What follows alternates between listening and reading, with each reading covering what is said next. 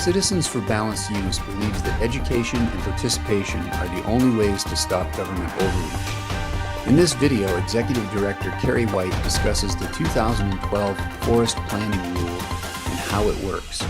Let's meet Carrie White. The 2012 Forest Planning Rule. Previously, all forest planning actions were guided by the 1982 Forest Planning Rule. In 2012, the Chief of the Forest Service signed the new 2012 Planning Rule into effect. The new rule requires a slightly different process in the development of forest travel and management plans than was previously used under the 1982 Planning Rule. Under the new rule, scoping is the start of the NEPA process where the Forest Service is required to look at existing and present conditions of the land and forest.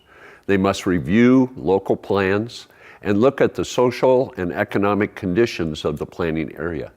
They also develop a list of desired conditions in which the plan, when adopted, will provide activities and management activities which will achieve their list of desired conditions. After public notification, holding public meetings during the scoping period, and receiving public comments, the Forest Service will release their draft Environmental Impact Statement, or DEIS, which will include a range of alternatives based on the comments received from the public, along with any other government agency comments and specialist reports from the agency itself.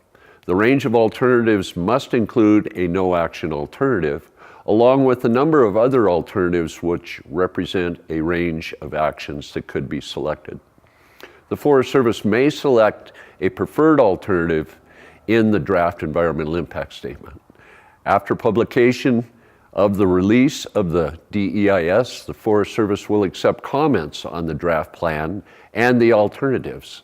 They will analyze the comments, and all the comments they deem substantive will be responded to in the final Environmental Impact Statement. The new 2012 Planning Rule provides for one critical change in the process.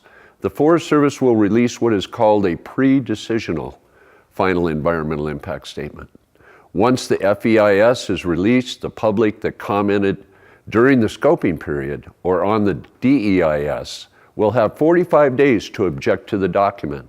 In order for you to file an objection, you must have commented earlier in the process.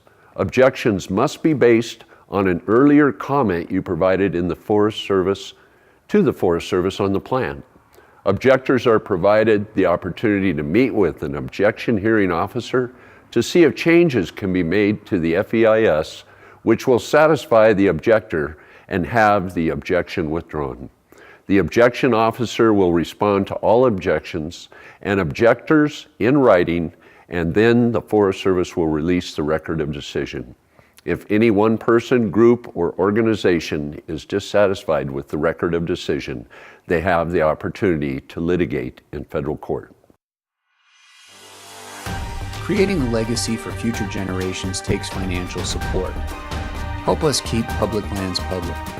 80% of our budget comes from the purchase of our license plates. Thanks for watching.